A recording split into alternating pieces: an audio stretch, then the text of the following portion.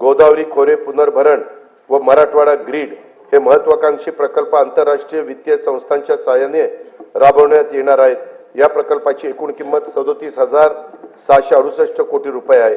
स्वच्छ भारत अभियान ग्रामीण टप्पा 2 अंतर्गत घनकचरा, सांडपाणी व प्लास्टिक कचरा व्यवस्थापन, सार्वजनिक स्वच्छता संकुल तसेच घरगुती स्वच्छता गृहांची कामे हाती घेण्यात आली असून 2025-26 मध्ये त्याकरता 1,484 कोटी रुपयाचा नियतव्यय प्रस्तावित आहे।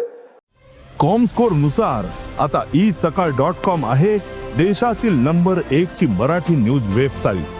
प्रत्येक अपडेटसाठी isakal.com ला नक्की भेट द्या।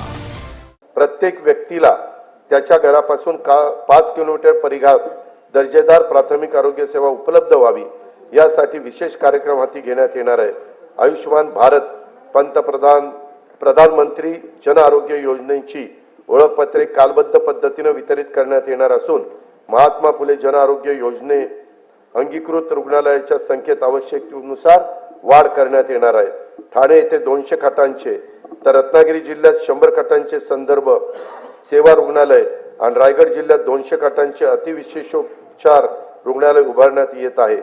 स्वर्गीय बाबा आमटे आणि साधनाताई आमटे यांनी स्थापन केलेल्या महारोगी सेवा समितीच्या अमृत महोत्सवी वर्षाच्या निमित्तानं आनंदवनला देण्यात येणाऱ्या प्रतिरुग्ण पुनर्वसन अनुदानात भरीव वाढ करण्यात येणार आहे।